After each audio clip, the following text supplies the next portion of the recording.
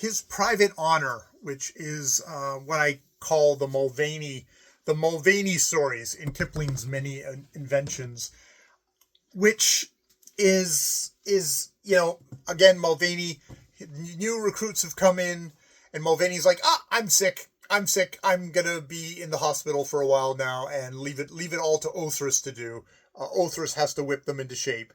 Uh, and yeah, it's a fucking grueling process training a trainer and being a trainer with completely raw recruits. I can see that. A lot of anti-Semitic comments directed as insults towards the new recruits, which is like I I sort of don't doubt that this was part of the insult culture of the time. Still, it's like, yeah, okay, just casual anti-Semitism. It's there. It's there in there. It sucks, but it's a good thing to realize. Yeah, anti-Semitism. English society at this point completely soaked in it. Um, if we aren't still soaked in a whole bunch of uh, racisms at this point, it's just what is dared to say out loud and what is just comfortable in books. And at this point, anti-Semitism very comfortable to be in books, I guess, along with sexism, racism, and xenophobia and stuff like that.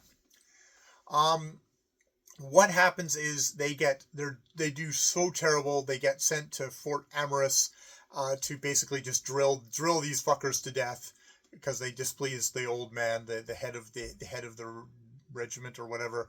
And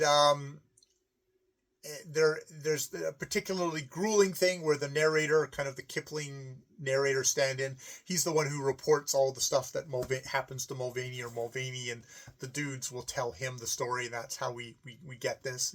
Kipling does keep himself one remove. Like, I'm not saying I'm a soldier. I'm saying I hung out with soldiers and they told me all these stories. Kind of that, to give that kind of a credibility to it, but not take too much cred. Not stolen valor. And there's a officer, young officer who's drilling them, who's completely kind of lost the thing. Like, the men don't respect him. He's screaming and yelling at them, different octaves. And he loses his temper and he whacks one of them. And I guess the thing is these are volunteers and you're not allowed to hit them. And like, if you hit them, then your career is over. You get cashiered. And he hits the very back person. And the very back person isn't one of the raw recruits. It's Othrys. And he hits him so hard, even though it's a casual flick, I guess there was an exposed, jagged edge on the thing. It rips through the red and exposes the undershirt underneath. I don't know if it did damage, but he whacks him. And they all know instantly, oh, you're fucked. But Othrys, as a good old soldier, says, no, I accidentally snagged it on something as I came in. It ripped. And, that's that.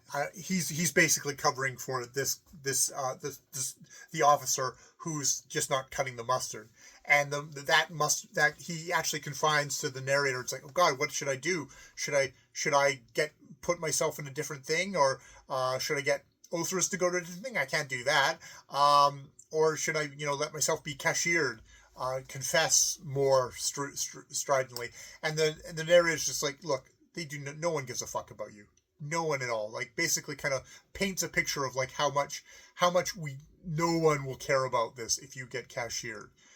So it's like, it doesn't have any respect for him, but it's also like no one cares. So I guess we'll see what he does.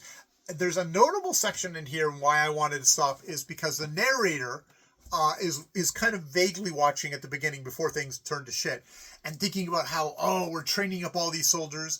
We can encourage them to marry freely, which I assume means marry native people here in Kashmir, and we can colonize this particular part, the Kashmir part of the world, and build up an army, and then we can send them to the Malaysian archipelago, where the Chinese are coming into quickly versus, if it was white people coming in, English coming in too quickly, that would be great. But, basically all this kind of just world domination, all this seeding the world with our superior white genes kind of fantasy where he's the viceroy. It's like, it's a fantasy, and it's kind of like, there's a little bit of it is like, oh, aren't I being funny about this vainglorious dream? But then you look at the white supremacist vainglorious dream that he has of breeding superior stock and becoming the king of it all and getting to colonize more and more places as the great, and we're sending all this money back to the mother country because there's always a commercial element in this empire. It's like there's a racial theory, but there's also just like this is capitalist. This is raw capitalism.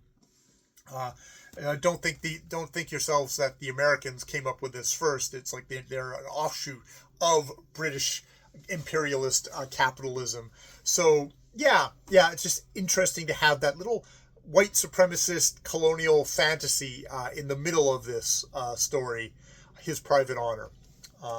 Another Mulvaney story. I always call him Mulvaney stories because he's the head. He's the star of these stories, even when he's not playing a major role. At this point, he's kind of held back as the old soldier who's too smart or lazy to get involved with the raw recruits immediately. I'm assuming Mulvaney is going to come in and sort this out somehow to his own benefits, undoubtedly. All right, I will leave it there. More videos later.